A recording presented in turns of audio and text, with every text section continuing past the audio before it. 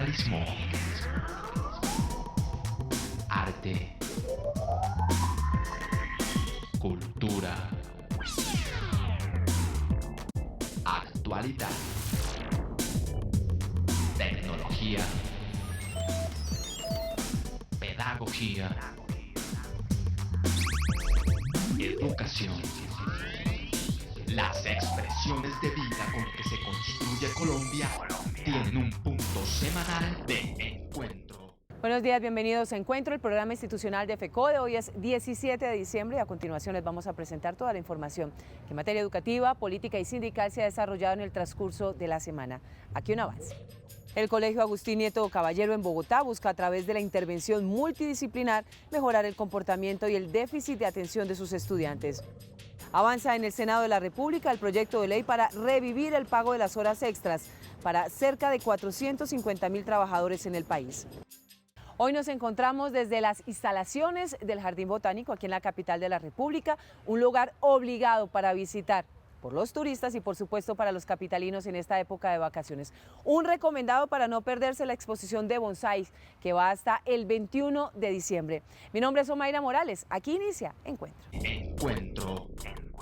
El Colegio Agustín Nieto Caballero hoy le apuesta a un proceso multidisciplinar para mejorar el comportamiento y los problemas de aprendizaje de los estudiantes.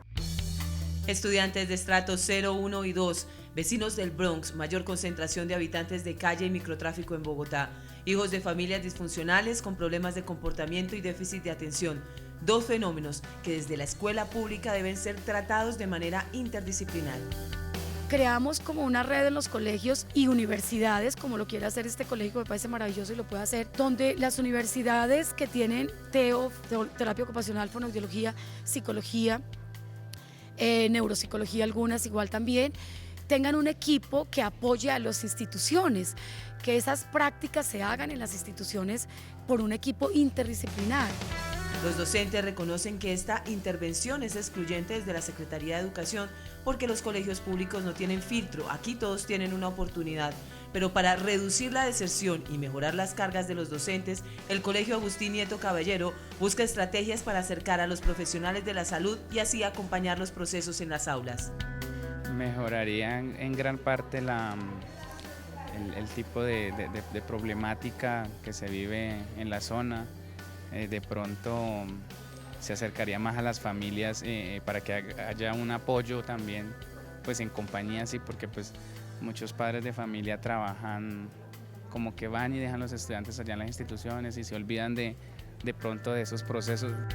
Tenemos bastantes falencias en los estudiantes de aprendizaje, necesidades especiales, que realmente como docentes no tenemos los elementos para abordar en el aula de cómo trabajar a estos chicos y realmente es un desgaste porque ellos demandan demasiado trabajo personal y que nosotros tenemos que dedicarle mucho tiempo a ellos, entonces a veces descuidamos a otros chicos por dedicarle más tiempo a ellos y realmente sí se requiere un grupo de especialistas. Hay que canalizar toda la problemática, hacer un diagnóstico poblacional y que ese diagnóstico poblacional llegue aquí a los colegios, escuelas del Estado. La escuela debe reconocer que el sistema presiona con cantidad y no calidad de conocimiento y mucho menos pertinencia, que aceleran procesos y desconocen debilidades de los estudiantes. Las zonas más apartadas del país aún hoy viven la desidia y el abandono del Estado en materia de políticas educativas. De ahí que no existan estrategias ni programas que garanticen la educación para los niños y las niñas de manera digna y de calidad. La educación rural en Colombia hoy presenta sus niveles más altos de los últimos años. La deserción escolar alcanza el 32% y del 68% de los niños y niñas que acceden a la secundaria, el 31% de ellos no se gradúan, abandonando la escuela durante su formación académica. Es necesario que la educación rural entre a la agenda política, porque hay un vacío de política educativa para la ruralidad. Si no es por los acuerdos de La Habana, que pone un punto sobre la educación rural, no entraría a la agenda política la educación rural. La situación educativa de las zonas rurales de Colombia refleja los grandes desafíos para el posconflicto y para cerrar la brecha en la educación rural. con el fin de desarrollar el campo y reducir sus niveles de pobreza. Para esto es crucial que el gobierno encuentre cómo mejorar las coberturas educativas que reciben los niños y niñas. Hasta ahora la educación rural dentro del Ministerio de Educación no ha pasado de ser un proyecto. Un proyecto que en un momento fue financiado por el Banco Mundial, que tuvo el PER 1 y 2, pero no es una política educativa de Estado. El compromiso del Ministerio de Educación con los niños y jóvenes de las zonas rurales y más apartadas del país está en la implementación de modelos flexibles de educación preescolar, básica y media, la construcción y reconstrucción, el mejoramiento y la adecuación de la infraestructura educativa rural, la disponibilidad de personal docente requerido y el acceso a las tecnologías de la información. El problema es que a veces se llevan computadores a zonas rurales donde no hay ni siquiera la infraestructura eléctrica para generar ese desarrollo. O sea, tiene que ser una propuesta muy integral, interinstitucional, que eso es uno de los problemas de la planeación en Colombia. Hoy, el gobierno nacional no cuenta con una política articulada que permita reducir la deserción escolar y elevar los índices de calidad en la educación de las zonas rurales y más apartadas del país.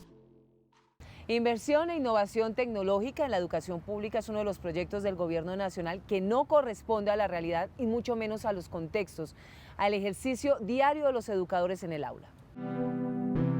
En los últimos 2 años, el Ministerio de Educación manifiesta haber capacitado a los docentes en el uso de las nuevas tecnologías de la información y las comunicaciones, una millonaria inversión que no supera las expectativas de los educadores. Capacitación, formación, uso y producción de contenidos para la web o en medios digitales tampoco se ha desarrollado. Es decir, solamente se entregan los computadores, se hace una capacitación, entre comillas, de unas 2-3 horas a los docentes y se les deja su suerte. Las nuevas tecnologías son herramientas claves para la formación de las presentes y futuras generaciones. Así lo establece el Plan de Desarrollo del Gobierno Nacional, quien a la fecha en su ejecución no supera las expectativas de la comunidad educativa. Hasta el momento, en el 2016, no han llegado ni siquiera al 10% del cumplimiento. Una de las metas es que va a haber un computador por cada estudiante y resulta que eso no es posible o no lo ha logrado, porque los computadores, la mayor cantidad de computadores inclusive que se distribuyeron en los colegios fue en el gobierno pasado y en los 2 gobiernos anteriores. El programa Vive Digital que prometió el gobierno nacional con una amplia cobertura en las zonas rurales de difícil acceso se convirtió en un negocio de la empresa privada. Muchos municipios pues no tienen la plata suficiente para eso. Ahora, otro elemento que tiene de la financiación es que la financiación va a estar dada por la empresa privada. Es decir, aquí en las grandes ciudades pues hay mercado y ganancia para las empresas para hacer la conectividad. Pero en los pueblos pequeños o en las veredas inclusive, pues las empresas no les interesa porque no van a rentabilidad. Por eso planteó, junto con el Ministerio de las TIC, los famosos kioscos digitales. La capacitación para los docentes es mínima. La promesa de que cada estudiante cuente con un computador se quedó en promesa. La cobertura al 100% una falacia más y el programa Vive Digital un negocio privado. Un panorama cada día más desalentador para los estudiantes y los docentes del país. Acordémonos que una de las políticas de fondo en materia social del gobierno, de este gobierno y los anteriores, es la famosa focalización. ¿Qué es la focalización? La focalización es que el programa no va a cubrir la totalidad de los docentes, ni siquiera un porcentaje, sino que solamente va a cubrir a unos pocos. El profesor Ribardo Ballestero, tesorero de FECODE, a esta hora le habla al magisterio colombiano.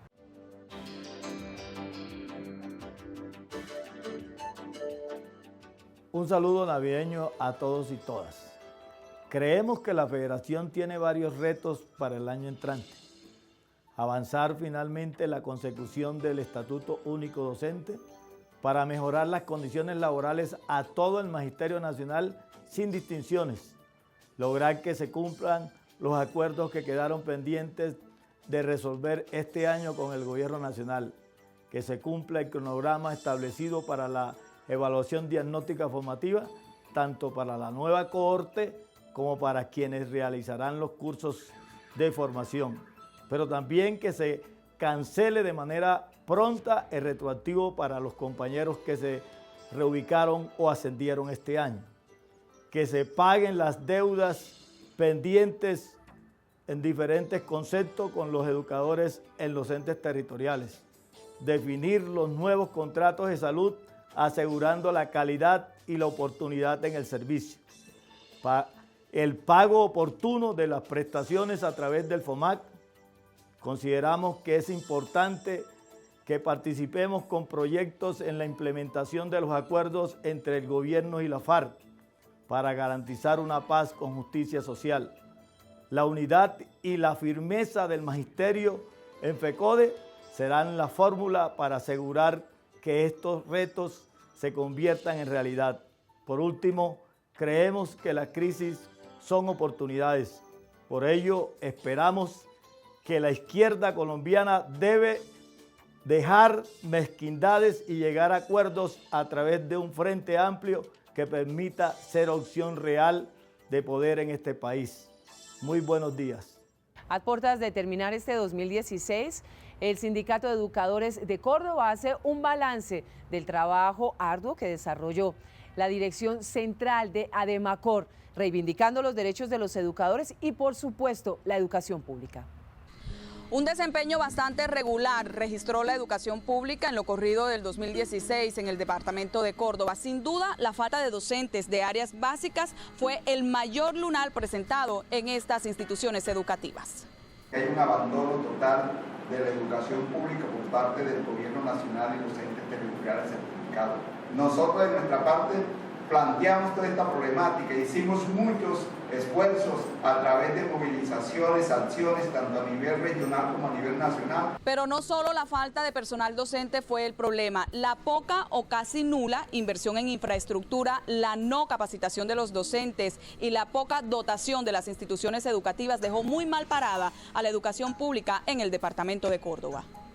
Amparados por el decreto 160 de 2014 expedido por el Gobierno Nacional, la Junta Directiva Central de ADEMACOR adelantó negociaciones en los 4 entes territoriales certificados en educación de este departamento, obteniendo en algunos casos resultados positivos, pero en otros, como el pago de deudas por concepto de zonas de difícil acceso, ascensos en el escalafón, horas extras, nombramiento en propiedad de docentes etnoeducadores, giro de recursos de gratuidad, entre otros, no fueron cumplidos por los entes territoriales pese a los acuerdos realizados con la organización sindical. Podemos decir que hay unos acuerdos finales que nos van a obligar, por una parte, a la dirección sindical, pero por otro lado, los entes territoriales certificados para que se cumpla a plenitud, porque ahí hay una serie de aspectos de leyes, pero hay otros aspectos que son de materia regional que necesitamos resolver para que la educación pública sea una educación de calidad. ADEMACOR convocó al magisterio y a la comunidad educativa del departamento de Córdoba a participar de cada una de las orientaciones dadas por FECODE, así como también de las campañas del sí en el plebiscito por la paz y la firma de un acuerdo de paz ya. A través de asambleas informativas, plantones y movilizaciones, los maestros cordobeses demostraron que unidos pueden reivindicar sus derechos y defender la educación pública financiada y administrada por el Estado. Hoy en Encuentro, 3 futuros docentes que evidencian el compromiso, la vocación y el profesionalismo de nuestros educadores a la hora de construir mejores ciudadanos. Ellos son los profes, que 4 veces a la semana transforman las paredes del Colegio Gustavo Restrepo al sur de Bogotá para mejorar a través de este juego, adaptado, mejorado y futuro, ojalá deporte innovador, la inclusión, la convivencia, el respeto y el uso del tiempo libre. Con mi proyecto de grado quisimos llegar a darle como de nuevo ese nuevo inicio al juego, ¿sí? Porque ya veíamos que se estaba perdiendo con los diagnósticos que se hacían dentro del proyecto y vimos que a través del juego se pueden generar distintas transformaciones en la convivencia de los estudiantes. Como licenciado siempre se tiene que preguntar 2 cosas y es qué huella debo dejar y qué es lo que quiero transformar.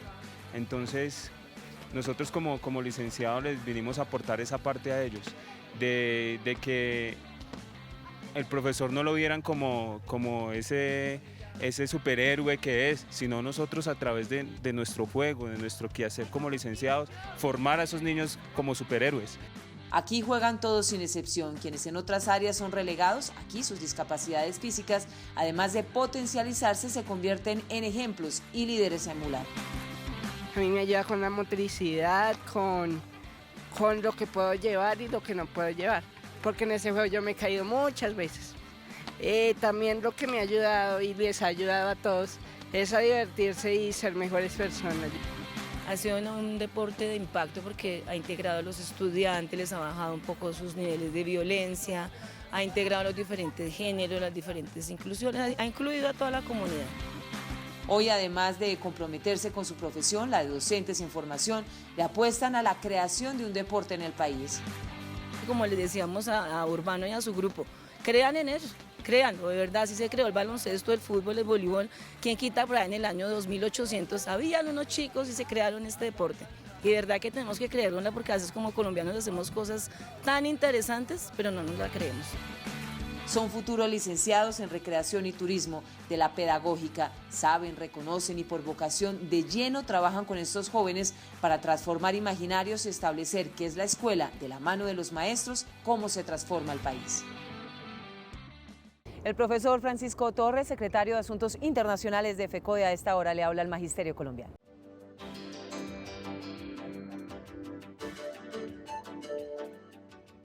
Buenos días. El año que está por concluir ha estado marcado por la constante agresión de la política del gobierno del presidente Santos contra los intereses nacionales y de la mayoría de sus habitantes. La última prueba que nos ha dado es la reforma tributaria, con la cual pretende sacarle 9 billones de pesos a las clases populares y medias, mientras que le rebaja en casi 2 billones de pesos los impuestos a las multinacionales y al capital financiero. Reforma tributaria contra la cual nos movilizamos decididamente los pasados 27 de octubre y 17 de noviembre. Contra esa agresión del gobierno, contra su política de entrega de la soberanía nacional, el Magisterio Colombiano ha estado todo el año luchando y dentro de esa batalla hemos alcanzado conquistas importantes en medio de estas grandes dificultades. Quiero señalar en primer lugar haber sacado adelante la evaluación con carácter diagnóstico formativo, obviamente en una serie de dificultades que conllevó pues la política del gobierno y del IFES de entorpecimiento, pero la realidad es que el 72% de los maestros pasaron y ahora pues está el proceso del curso para ascender para aquellos que no pudieron hacerlo. Para el año entrante los maestros vamos a estar luchando como lo hacemos siempre. En esta ocasión contra los decretos 490, 915 y 501 en defensa de nuestro régimen pensional y de las transferencias para la educación. Deseo a los maestros colombianos una feliz Navidad y un próspero año nuevo. La violencia extrema en contra de las mujeres en Colombia también es una realidad para las comunidades afrodescendientes e indígenas, esto debido al despojo de tierras y al exterminio de los pueblos. Diariamente, a través de diferentes medios informativos, vemos los constantes asesinatos de mujeres. Sin embargo, estos se reducen a crímenes pasionales que solo se dan en el ámbito doméstico, desconociendo que este tipo de violencia, cuando se ejerce contra mujeres indígenas y afrodescendientes, es funcional al despojo de la tierra y al exterminio de estos pueblos. Estamos planteando una relación entre el asesinato de mujeres y la acumulación global, porque precisamente las comunidades negras e indígenas ocupan territorios que son actualmente estratégicos para las inversiones del gran capital transnacional, como ocurre en el Pacífico colombiano. La violencia contra las mujeres se convierte en un crimen de guerra que no solo se ejerce contra ellas, sino incluso contra toda una nación. El sufrimiento de las mujeres tiene que ver con su posición como nudo de la vida social, como pivot, como centro, como ombligo de la reproducción de comunidades y pueblos. Sin embargo, la exclusión y la discriminación a la que han sido sometidas durante siglos se acentúa aún más por el color de piel o por el nivel económico que tienen dentro de la sociedad. El solo hecho de salir a tocar puertas para el empleo, para la educación, a exigir, a buscar espacios para la salud, y el solo hecho de que esas puertas se cierren porque viene de estos sectores. Para la periodista boliviana Helen Álvarez, los feminicidios suceden porque las mujeres no aceptan las relaciones de dominación que se les ha impuesto, porque luchan y exigen sus derechos. Porque cada feminicidio no termina solamente en la mujer muerta, no termina solo con su sueño, sino que cada feminicidio es un mensaje de disciplinamiento para el conjunto de las mujeres. La violencia ejercida contra las mujeres desde diferentes espacios y maneras debe entenderse no solo como un crimen que se comete contra ellas, sino contra pueblos y comunidades urbanas y rurales, desarticulando sus procesos de lucha frente al capitalismo global. Según informe de la Superintendencia de Sociedades, el 0.82% de las empresas colombianas tienen el 50% de las riquezas. Esto en un país donde impera la pobreza, la desigualdad y el desempleo, que se recrudecerá, por supuesto, con la aprobación de la reforma tributaria.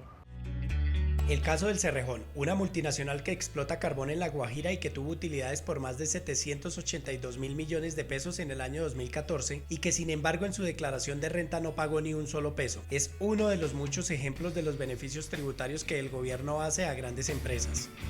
Que hay una tendencia monopolista en donde muy pocas empresas se lucran, no únicamente de exportaciones, sino también de enormes beneficios tributarios o privilegios que les da el Estado. Estas empresas tienen privilegios, acceso al poder del Parlamento, del Ejecutivo, tienen capacidad preferencial de tener contratos, tienen ventajas para exportar, y las pequeñas empresas son empresas marginales que a duras penas sobreviven. De aprobarse la reforma tributaria que hoy se tramita en el Congreso de la República, las empresas multinacionales y transnacionales, quienes concentran la mayor riqueza en el país, seguirán pagando menos impuesto a la renta, pues este disminuirá del 42 al 32%. Desde el punto de vista tributario, una reforma tendría que ser fuertemente progresiva, de tal forma que aquellas empresas que más ganan y concentran la mayor cantidad de producción, sobre ellas recaiga también la mayor cantidad de los impuestos, y que se den estímulos de todo tipo a estas pequeñas y medianas empresas y microempresas que a duras penas sobreviven. Pero esta reforma no solo mantiene beneficios y excepciones para estas empresas, sino que además aplica el impuesto de renta que no diferencia entre pequeñas y medianas empresas, una carga tributaria que seguirá afectando la concentración de la riqueza en pocas manos en detrimento de la producción nacional. En una muestra de alrededor de 25.000 empresas, estudios recientes demostraron que menos del 1% de esas empresas concentran más del 50% de las ganancias, y el 75% de las ganancias lo concentran solamente el 10% de las empresas. Eso significa que muy pocas empresas concentran el grueso de las ganancias y el grueso de las exportaciones. La concentración de la riqueza en menos del 1% de estos grupos comerciales no solo afecta a las pequeñas y medianas empresas, sino también a los usuarios que deben someterse a los precios que estos imponen en sus productos y servicios. Después de 14 años, los trabajadores en el país tienen la posibilidad de recuperar el derecho adquirido al pago de las horas extras. El proyecto de horas extras para los cerca de 450.000 empleados en el país ya surtió su trámite de manera positiva en la Cámara de Representantes. Ahora será el Senado el que pueda resarcir el daño que desde hace 14 años, durante el gobierno del hoy senador Álvaro Uribe Vélez, se le arrebató a los colombianos con el argumento de incentivar el empleo en el país. Propuesta que resultó estéril, inviable, como siempre, terminó beneficiando a los empleadores y a sus finanzas. Hacer un esfuerzo de carácter social, sino también equilibrar entre la realidad de las empresas y la justicia que están exigiendo los trabajadores.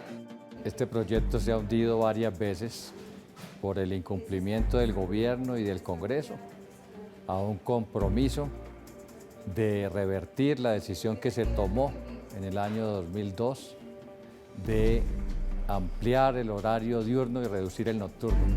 El debate en el Senado deberá darse antes del 23 de diciembre. Sin embargo, no hay muchas expectativas porque con la reforma tributaria no es coherente avalar este proyecto que, según los empresarios, de rescatar las horas extras de 8 a 10 de la noche, reduciría el empleo, pondría al país en desventaja con países que compiten por inversión en la Alianza del Pacífico y Mercosur. Es un primer paso, pequeño, pero un paso importante en el camino de destruir una tesis que el gobierno y los empresarios siempre han impuesto en el país. Y la tesis consiste en que reducir los salarios es para generar empleo. arrebatar conquistas sociales son para generar empleo. No, el empleo no se genera a partir de recortes a los derechos de los trabajadores. El empleo se genera con políticas de Estado que estimulen la inversión sobre la base del respeto de las normas de la OIT. Como ya es tradicional, el profesor Luis Gruber Ibarra, presidente de FECODE, nos editorializa nuestro espacio de hoy.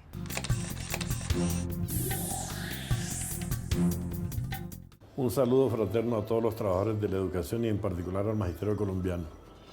En esta época festiva, producto de la finalización del año y con motivo de la Navidad, muchos compañeros están disfrutando de vacaciones, de descanso. Pero nuestra actividad en el Ejecutivo hoy tiene centrados sus esfuerzos en el éxito del proceso licitatorio para que la salud del magisterio se dignifique. Y ese proceso viene siendo bombardeado con tutelas, con reclamaciones. Y hay un propósito de quienes reclaman, es que no se cumpla, de que el nuevo modelo que hemos diseñado empiece a implementarse. Y ese propósito tiene una intención, que los actuales contratos se prorroguen. FECODE ha dicho, no aceptamos más prórroga, queremos que se dignifique el servicio y que lo que hemos diseñado sea la esperanza de tener un mejor servicio, un buen servicio de salud. Pero por otro lado, le informamos a los maestros que el Ministerio de Educación hizo una consulta al Consejo de Estado y nos afirmó al Comité Ejecutivo que la consulta tenía como propósito definir la fuente de financiación de las primas extralegales. Ahora que fuimos convocados a la audiencia pública del Consejo de Estado, nos damos cuenta que el viceministro saliente, Víctor Saavedra, le mintió al Comité Ejecutivo, traicionó lo acordado con FECODE de respetar las primas extralegales existentes. Y hoy lo que decimos es, vamos al Consejo de Estado, vamos a defender las primas extralegales, pero denunciamos la conducta perversa del Ministerio de burlarse de lo acordado con FECODE, que ha sido un comportamiento permanente, reiterado, de tratar de violentar los acuerdos. Por último, es importante que el proceso de convocatoria para evaluar a los nuevos maestros sea transparente.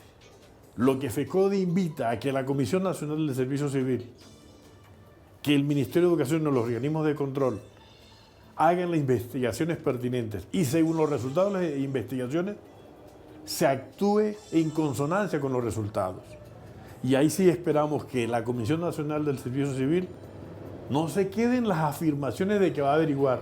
Esperamos resultados tangibles para que se escojan los mejores y no terminemos nosotros teniendo a quienes no debíamos tener como resultado de un proceso que esperamos que se escojan a los buenos, a los mejores, a los bien calificados. Nosotros en esta etapa de fin de año también les decimos a los maestros y maestras de Colombia, el Comité Ejecutivo les desea a todos los maestros de Colombia que en esta etapa de recogimiento, de reflexión, podamos disponernos a estar en alerta si las circunstancias así lo ameriten. El Comité Ejecutivo está trabajando y con nuestros sindicatos en armonía con las exigencias que requiere el proceso de licitación, la consulta al Consejo de Estado, todo el tema de pagos de fin de año. Pero finalizo mi intervención diciéndole a los maestros que felicitamos el comportamiento gremial unitario y esperamos que para el próximo año esa conducta siga enriqueciendo la unidad y fortaleciendo ideológicamente a nuestro gremio. Feliz fin de semana. Recuerden mañana Contrastes porque la realidad tiene diferentes miradas de 1:30 a 2 de la tarde por el Canal 1. Nuestro tema, un análisis sociológico y antropológico de lo que está sucediendo en el país. La violencia de género, la mentira, la corrupción, la permisividad y la impunidad. Maestros y maestras, no olviden que en Contrastes siempre van a ubicar las permutas.